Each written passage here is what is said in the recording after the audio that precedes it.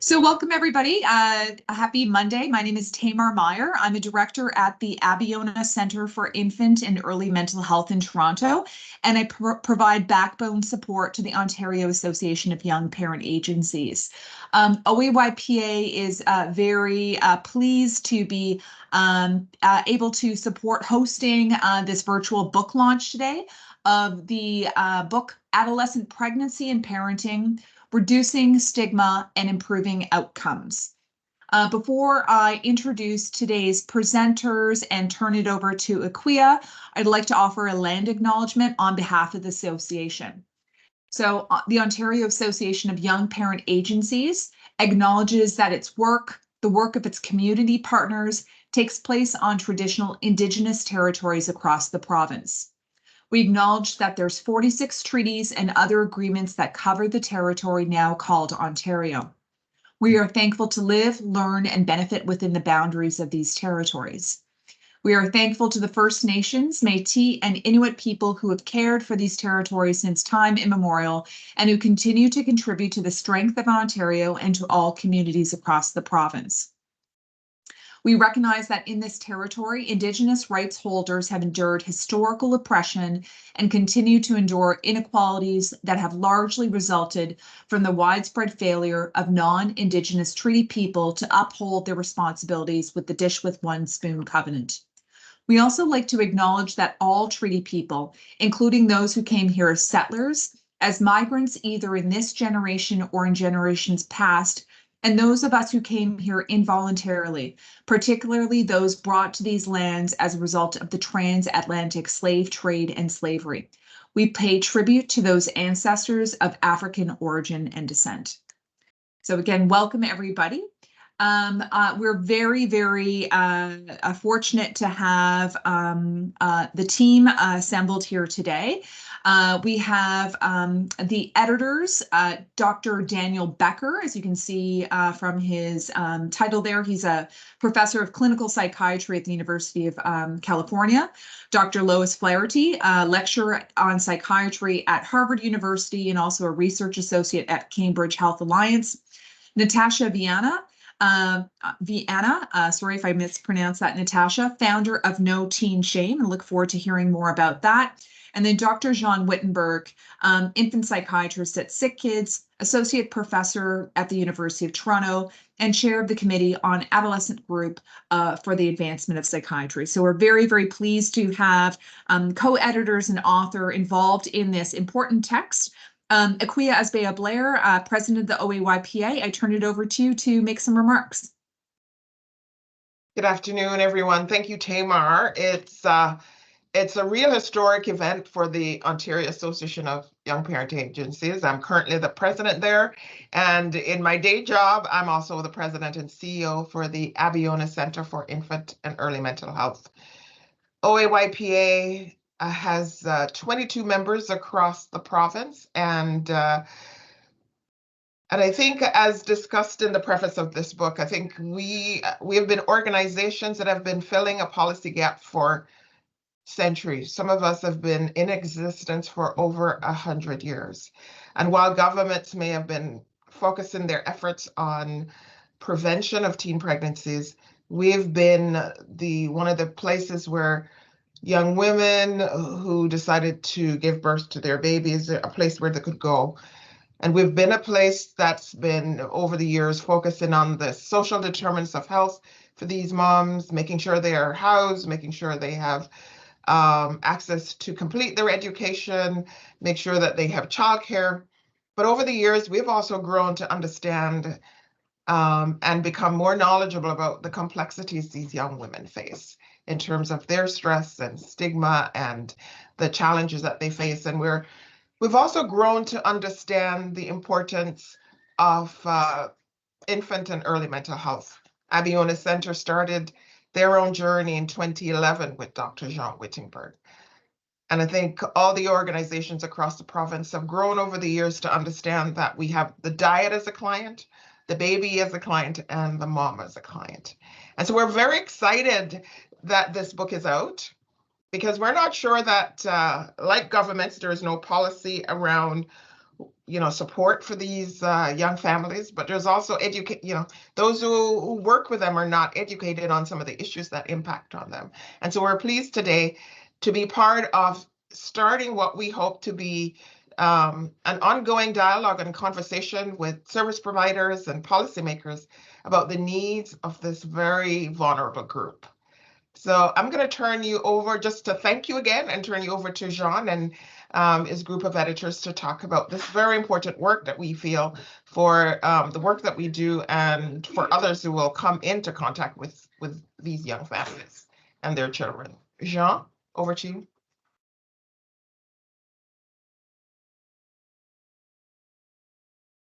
We can't hear you, Jean. Okay, so I can solve that little problem easily. I just click the microphone button and there I am. So thank you, first of all, Akwiya and Tamar, for Akwiya in particular for inviting me on this journey for all this time, this 12 years now, I guess, of opportunities to learn about teen mothers and the kinds of issues that they have to deal with. The book arises very much out of work of a group of us, the Committee on Adolescence, in the Group for the Advancement of Psychiatry, which is a psychiatric think tank down in the US that has provided all kinds of support and collaboration that has led to the writing and publishing now of this book. Dan Becker and Lois Flaherty are members of the committee. Lois actually invited me to join the committee some years ago. We were just wondering, it might be about the same time as I started with Abiona, close to that time anyway. And it's taken us a long time to get this book out. Dan is past chair of this committee, the Committee on Adolescence. Lois was chair of this committee and was also president of GAP for a period of time.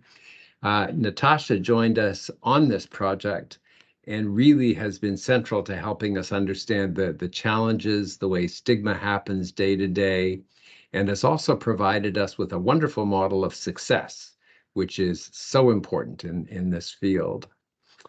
The Committee on Adolescence actually has a previous monograph on this topic. In 1986, they published The Crisis in Adolescence, Teenage Pregnancy, Impact on Adolescent Development. And in retrospect, as our committee looked at this, it really showed us how much stigma shaped our beliefs and conclusions about teen mothers back then.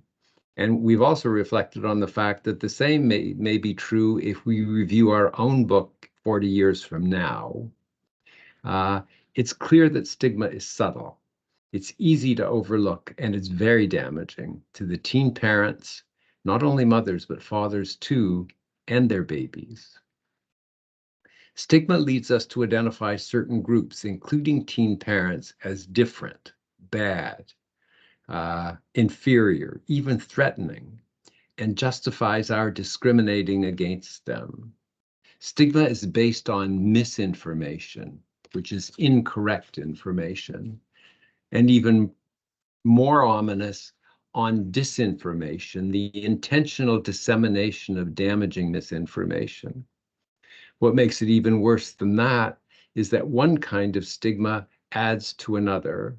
So people who are poor are seen as inferior, people with disabilities, people with mental health problems, BIPOC people, women, all are seen as inferior or threatening in some way to the advantaged and more privileged groups in society.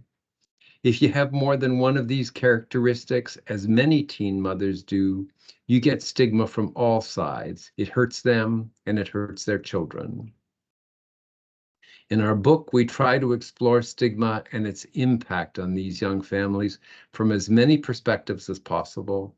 We look at epidemiology, impact on development and health for both teens and their children, the way stigma works, interventions at personal levels, and in systems like healthcare and education, and in government policy and regulation. We also address the fact that is often overlooked, that many teen mothers fashion successful lives, take meaning and purpose from their motherhood, and become contributing members of our communities. Agencies like Abiona are central to that. I've referred to Abiona as a stigma-free zone, and that's what we keep working towards. But for now, I think you're going to be much more interested to hear from Natasha and what it's like to be a teen mother and to become a successful woman. Natasha.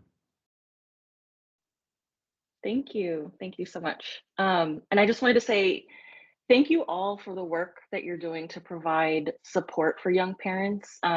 Giving them the resources, support, dignity, and recognition that they deserve makes a huge difference in our lives. As a former young mom, I know how important each person was in my journey. I can remember their names, I can remember their faces, and the impact they had on me to believe in myself and my ability to just see the best version of myself as an individual and as a mom. I think, as mentioned before, there are a lot of organizations that are working on preventing teen pregnancy. But what we know about preventing teen pregnancy and focusing on that alone without looking at a young person's whole self and their whole picture is that just preventing that teen pregnancy doesn't necessarily mean their lives will drastically improve. It doesn't necessarily mean that the environment around them or the policies that are hindering them are going to magically disappear.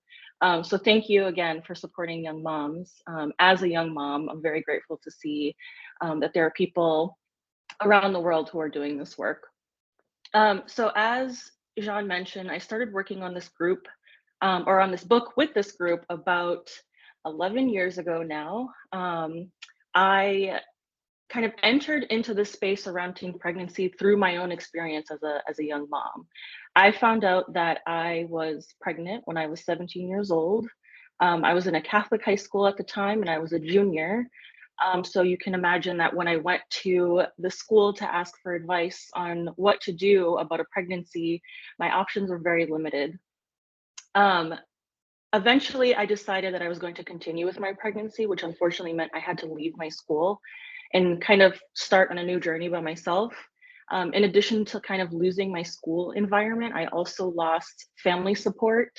I also lost support from a lot of the adults and people around me who didn't see potential in me anymore. I was someone who was like an honor roll student. I was getting good grades, but then all of a sudden it was like I got pregnant and I was a lost cause. And so I wasn't worth the time, I wasn't worth the support, I wasn't worth investing resources into. What a lot of people don't know though is that prior to my pregnancy, life was pretty hard for me. I was undiagnosed with mental health issues. I was a survivor of SA and other forms of abuse. And I lived with a lot of this in silence. And so when people told me that, oh my gosh, a teen pregnancy is going to ruin your life, a baby is going to change your life, you're not ready for this, what they didn't know was that after I kind of accepted that I was going to continue with my pregnancy, the idea of becoming a mom really changed my perspective on my life and my future. And I started to think more deeply and more thoughtfully about what kind of person I want to be, what kind of environment I want to have for me and my baby, and what I wanted to change in our lives that I don't know if that would have happened if I didn't experience this pregnancy. Of course, giving birth and having a child as a teenager is not easy. I thought that I was the only one who was kind of going through this experience. I thought something was wrong with me when things were unnecessarily hard for me. At school, people gave me a hard time. I was being denied makeup exams when my daughter had medical appointments. I was being told that requesting access to a room so I could pump breast milk was an excuse for me to skip class, as if a 17-year-old wants to miss lunch period with her friends to go pump milk for fun. And I was told things like, you know, you don't have to pump breast milk, you know, that's why formula exists. You have to go to school. Or when I missed school because my daughter had an appointment, she was born with a congenital disorder, teachers would say, the appointment doesn't take all day, so you only really had to miss an hour of class, not knowing that I actually did have to be there all day. And in healthcare too, so many negative experiences and so many experiences that made me feel like I wasn't safe anywhere as a mom. Going to my daughter's appointments and being constantly told that I was doing things wrong. There was a point where my daughter had to take pills as a newborn, and I couldn't figure out how to give a newborn a pill. And I struggled. And instead of the specialist helping me, they decided to file a report on neglect. And so for the next 6 months, I was under a constant state of surveillance where I felt in fear every day that I was going to lose my child. And it was really hard for me after that to go back to the healthcare system that failed me, to tell them, I'm experiencing abuse. How do I get out? How do I get help? I'm experiencing mental health issues. How do I find support? And so I isolated myself a lot more than I probably needed to in fear. This isn't a unique experience. A lot of young parents are going through experiences like this, and some they're just all over the spectrum of experience. In my late teens, I felt like I was the only one going through this, and so I would go online trying to figure out like what should a young parent be, like what should I aspire to be. And anytime you Googled teen parent or young parent in the early 2000s, the only thing you would find online is all of the negative statistics about what happens when you experience a teen pregnancy and all of the negative outcomes that young children will be. And everything that everything that I saw online really just framed me and my daughter as public health issues. There wasn't a lot of support.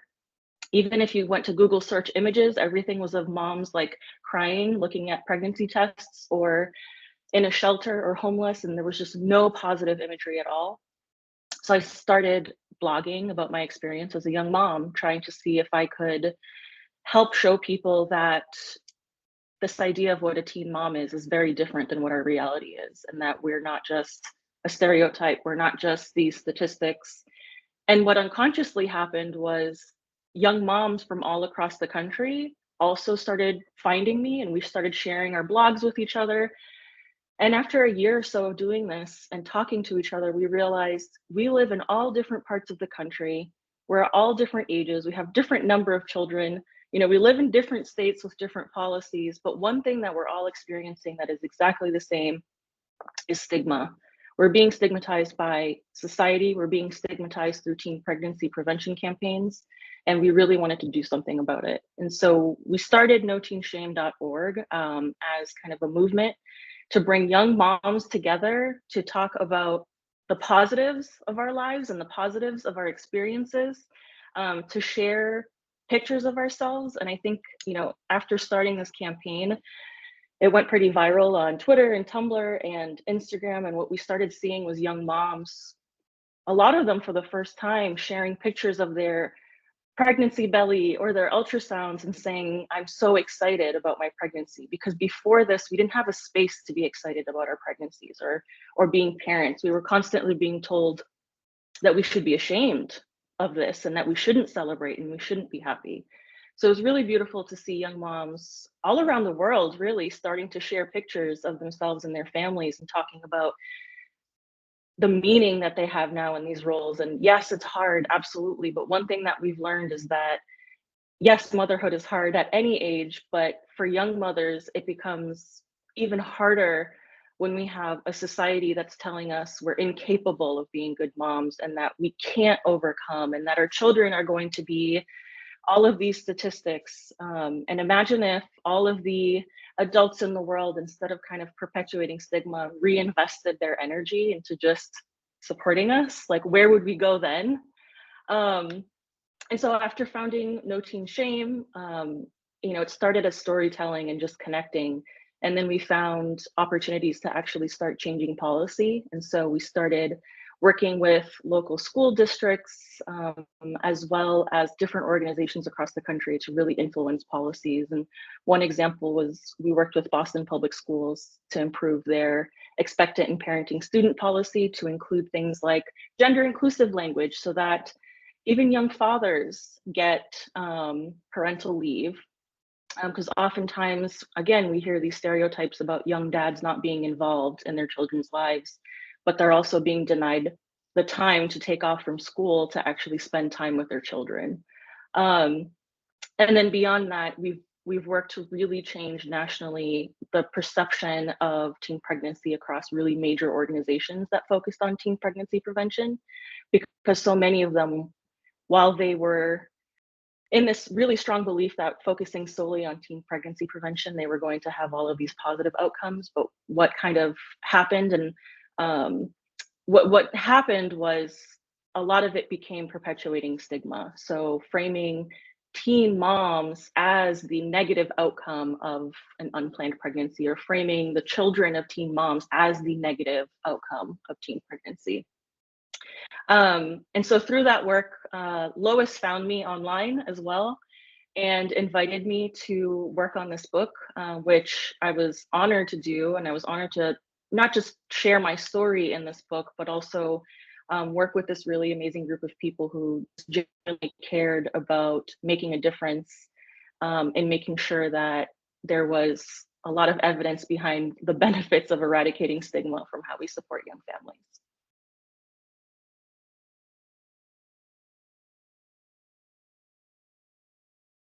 Thank you so much, Natasha, for sharing that. And I just want to commend the editors of the group of the book in terms of involving a young parent perspective. We know that that's critically important to include lived and living experience. So kudos to that team. Dr. Wittenberg, Dr. Becker, and Dr. Flaherty, just over to you to share any thoughts and ideas about the book, anything you'd like to share, and then we'd like to also open it up for some comments and questions from today's participants. I will also mention we are doing a book draw. I will post the link to the book, which is available through Springer Link. But if you're interested and have not registered for the webinar today, just drop your email or send me an email and I'll make sure that you're entered as part of the draw. So just turn it over to the other co-editors to build upon what Natasha shared about the book and share any thoughts and insights you might have.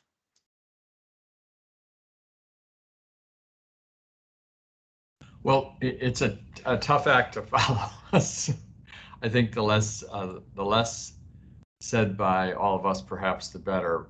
I will just say that the experience of working on this project, working with Natasha in particular, and others who have a passion for this, has really changed the way I think about how things work with people.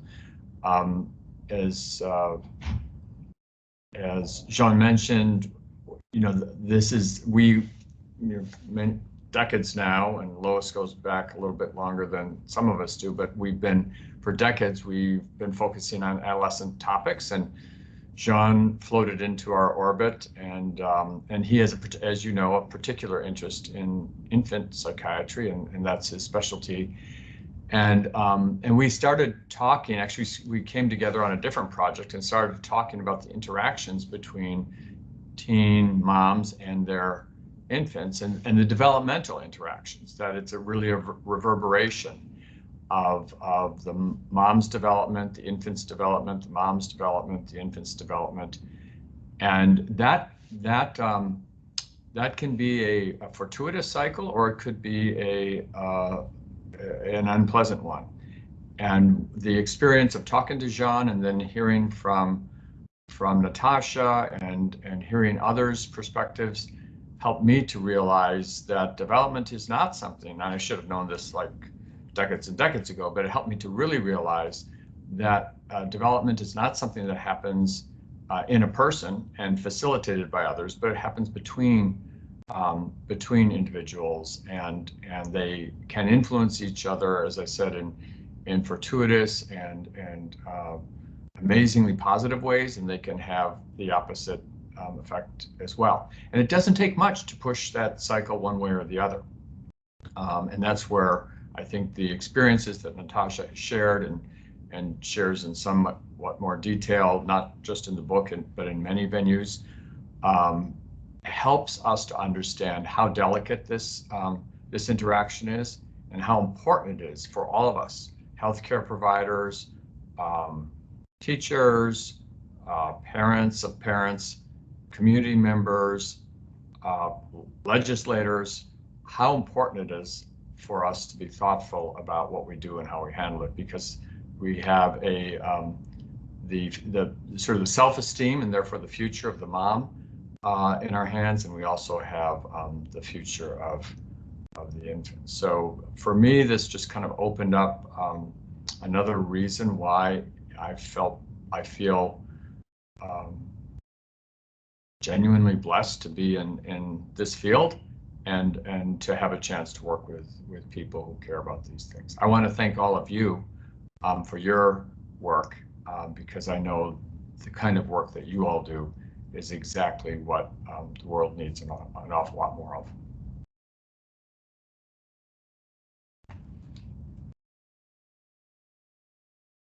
Dr. Flaherty, would you like to say some comments before I open up the line to any comments or questions we have from today's participants?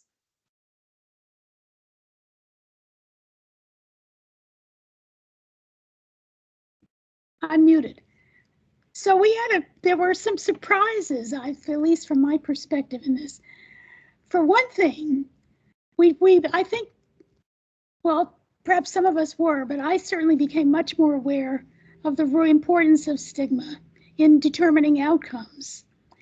And as we began to really delve into what the research shows, it was just overwhelmingly clear that this is a huge issue.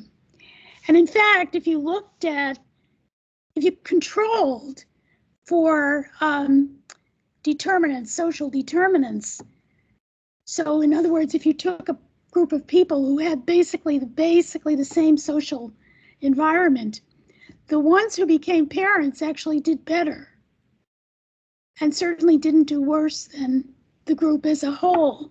So we became much, and I think Natasha certainly was instrumental in helping us see this, but that the focus of being a parent and having another person to take care of and be responsible for was a growth promoting factor for many young women.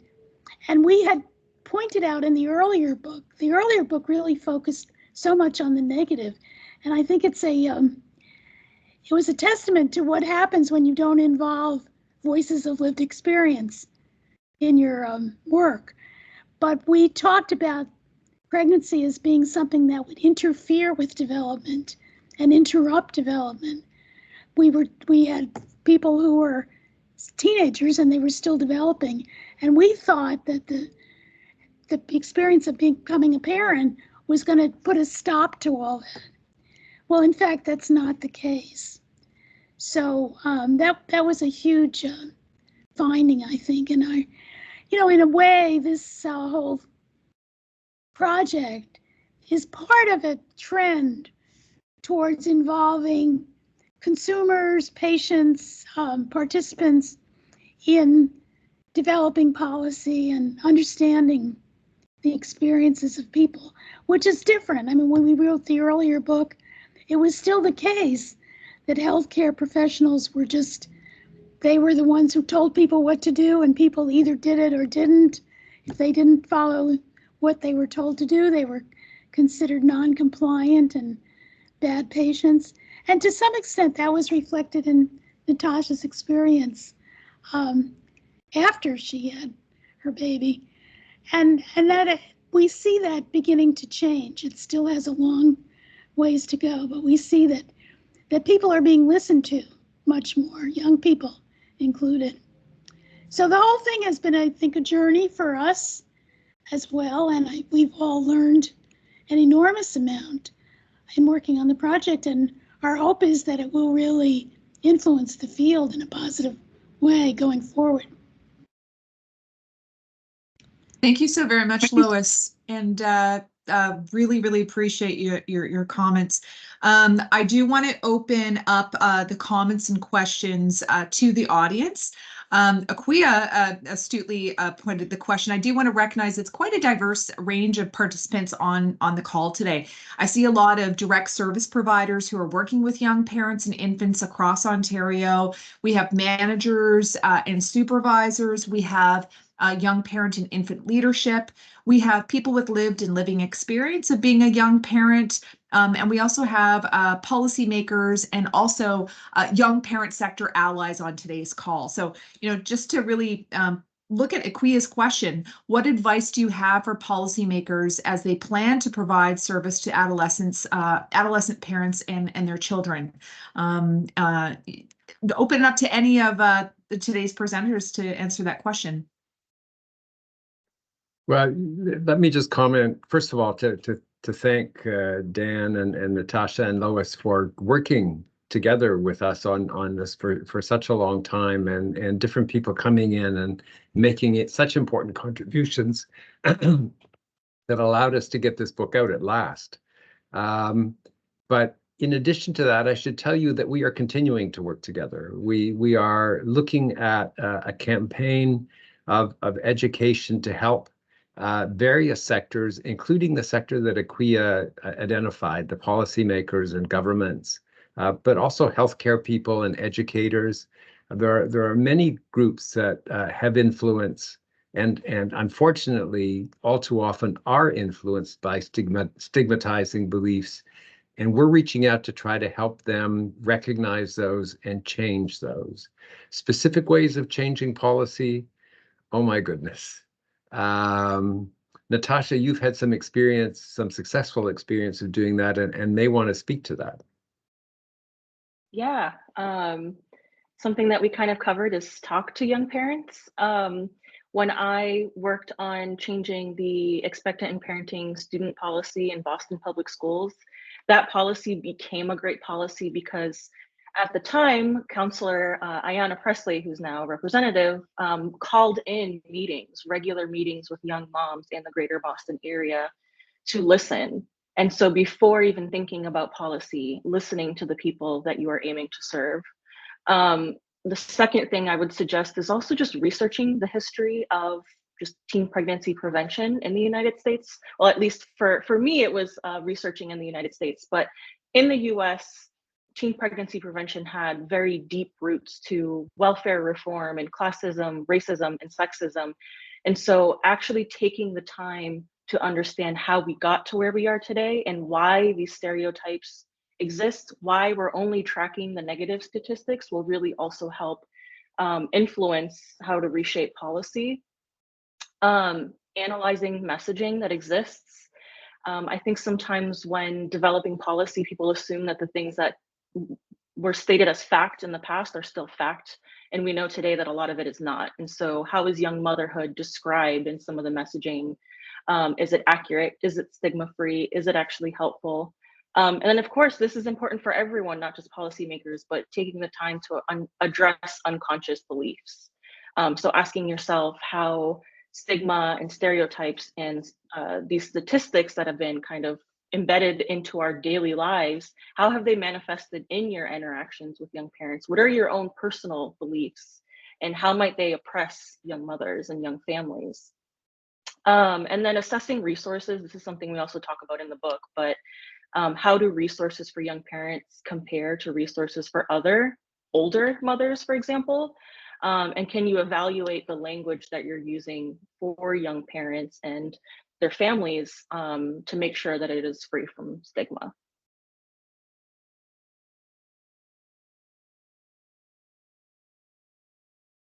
Thanks so much, Natasha. Any other comments or questions from any of the presenters with respect to advice for policymakers in terms of planning services for young parents? Well, I do think a focus on educators in schools is particularly important. And the policy that Natasha points out is really has really been a very good one. And we found too, when we looked at programs that were designed to support young parents, that many of them took place in schools, and it makes sense. I mean, school is, for young people, it's an very important part of their life and their day. And we know that if we can create conditions so that they can complete their education, they will do much better later on. So one of the things that needs to be done is looking at whatever policies there are that hinder young parents. So Natasha mentioned several of those things that were in effect when she was a student. But there are things, I mean, it certainly was the case that back in, the day that that young women had to drop out of school. They couldn't continue to attend school. So that we come a ways from that. But we still have problems with discrimination with things like breastfeeding. That was actually how I met Natasha, because there was a Move On petition that had to do with a school in Louisiana that was denying young parents the right to breastfeed, which I then signed. And I guess I must have gotten in touch with Natasha and found out she lived nearby where I was living in Cambridge. So we got together for coffee, and one thing led to another that way. So there are lots of things that can be done on various levels that can really change, but I do think schools are particularly important. Part of my career has been really devoted to developing better mental health services in schools. So I kind of see this as a, related project. Thank you so much, Lois. So I want to just open up the line for any comments, any questions for the presenters, or with respect to the book. I realize the book, no one's received the book yet. I did share the link in the meeting chat, and someone on the call today will be fortunate to have their name picked, and do hope you share that book with your colleagues. Really do want to promote the timely use of evidence in our work as providers, as decision makers in agencies, and as we work with government to support evidence-informed decision-making to improve the outcomes of young parents and their kiddos across the province. So we have until 12:45. Any questions, comments, raise your hand, use the chat, or just open your line.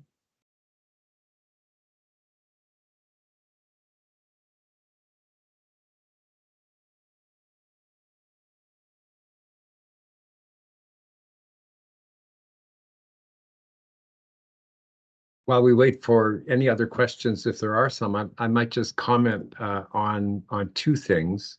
One is from my perspective as an infant psychiatrist, and the tremendous importance of making life easier for these young families from the start. Because the stresses that stigma places on the families harms the children and harms their development in very serious ways. And if we want to really make a difference in terms of public health, this is where we have to go, this kind of preventive intervention. The second thing has to do with really, how do you make changes in when stigma is having a lot of influence? And the evidence, as I understand it, is that you expose people to the voices of lived experience, and you expose people to being with people who have been the objects of stigma. And so I think what we should do is export Natasha all over the place, and let people see what teen mothers are like.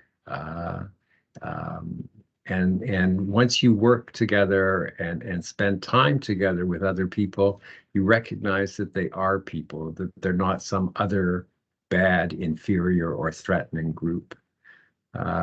So just those two comments. You ready to be exported, Natasha? I'm ready. Thanks, John. Noah, you're up.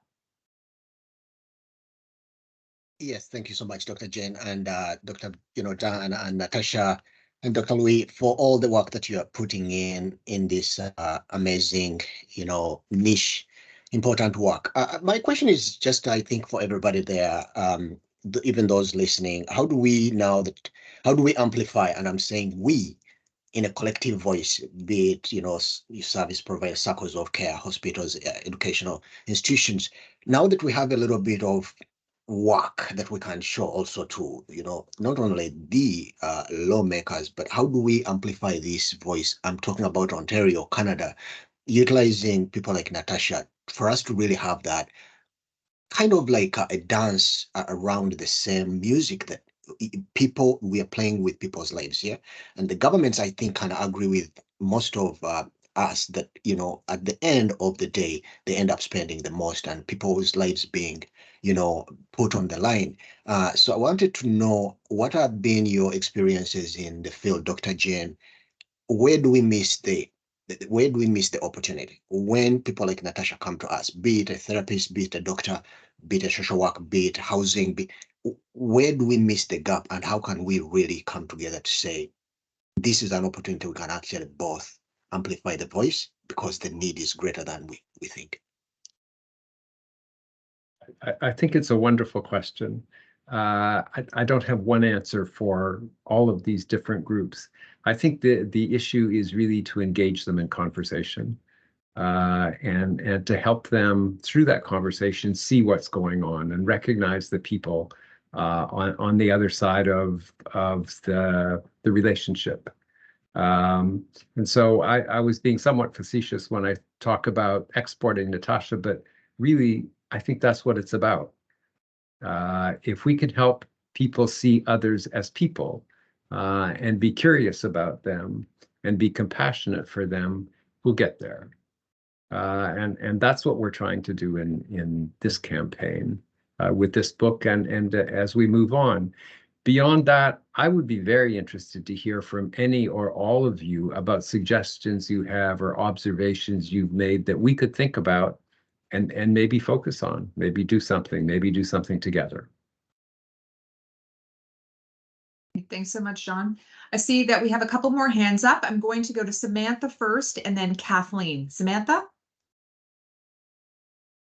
I think just to echo or amplify what Dr. Wittenberg has shared, that for those who don't know me, my name is Samantha. I'm a peer mentor with Abiona Center, a former, not a teen parent, but a young parent, and it is an important distinction. But I have been often surprised that when I sit at certain tables in my role as a peer mentor, in a very frank and frankly unprofessional manner that I do, the way that my story is received, I feel like I join some of these tables, these professionals that have worked with families like mine time and time again, and they'll hear my story that I'm sure is not unique. And they go, wow, I never heard it like that before. And I'm going, I feel like you have, but I'm glad if that makes you think about it in a different way. So to what Noah is asking, and Dr. Wittenberg, you saying you're being facetious. I mean, I think it's a little bit of both. I think voices like Natasha's and, starting a foundation from that point and just showing up at the table again and again and again, as I know the OAYPA has been working on as well, really is part of that path forward. Thanks so much, Samantha. Kathleen, over to you. Sorry, I'm driving, so I'm trying to find somewhere to pull over. But I just wanted to say, Natasha, thank you so much for sharing your experiences. I think, like has been said by a few people already, I think that the way everybody is going to learn is going to be from listening to voices like your experience. And years ago, I was part of a study in the downtown East End, and it said nothing about us without us. And the truth of the matter is that when you were sharing the levels of, when you were sharing the levels of challenges that you face that somebody wouldn't have faced if the stigma wasn't there, like as an older parent or that kind of stuff, like people need to hear that. And so, if you and the group you're part of, No Teen Stigma, or those of you that have written the book, if it's possible to share the taping of this with people at our agency and our networks, or if you'd be willing, Natasha, I know we can't clone you and have you come to all these different places, but online, if you'd be willing to attend meetings or even share video messages, I think it's really, really essential. Like, I'm thinking of many meetings that happen just in place in Ottawa where I live now, that people hearing your experiences that have just not thought about how we can turn around and support people to success. I mean, like, I remember at our agency working with a young woman who was fleeing war. And some of our team was saying, well, you know, every time she breastfeeds, she wants to go on her cell phone. And so we need to take her cell phone away. And I was like, can we look at this a little bit? Like maybe, you know, connecting to her body in the intimate way that you do when you're breastfeeding is actually, you know, that can be really traumatizing. And particularly when others are around. And maybe her cell phone is a way to help her kind of connect yet separate at the same time in a safe way. And I just think we have to have these conversations and not have one model fits all and create entry points. Like, you know, respectfully, if I was, you know, my mobility required me to be in a wheelchair, I wouldn't be expected to get to a third floor of a building without an elevator. And yet those same accommodations, thank goodness we've come a long way when it comes to able-bodiedism, but those same accommodations are not being done for youth parents and not in mainstream education and health settings. A lot better than we used to be, but not good enough. So I do think cloning you, but if it could be done in a way that, you know, like via social media would be incredible. And I would love to be able to, you know, invite you to a meeting with our staff team and to invite you to a meeting with our community partners and to invite other youth to share who I think would be inspired to do that because of you. Like, thank you so much for sharing, all of you. Cheers. Thanks, Kathleen. Lots of great messages here. I think, you know, barring cloning, you know, which apparently is happening, I think the message here is, you know, as agencies and providers, we do need to work more with young parents and actively and proactively solicit feedback and input. I think, you know, we heard from Samantha, who's been really tremendous in supporting some of Abiona's work, but also the association's work in terms of our upcoming strategic plan. It's a start. We always have to do more. Again, very appreciative and hats off and kudos to this great team who presented here today. I think maybe what I'll just do is wrap up unless there's any other comments or questions. But thank you very much again on behalf of the Ontario Association of Young Parent Agencies. The timing for this book is great. We're in the middle of a policy paper. There's a very interesting window of opportunity in Ontario right now. And there's some excellent work going on in terms of applying evidence-based practice. So I can't stress how timely this is for us as a resource. So very thankful and grateful for the presenters today.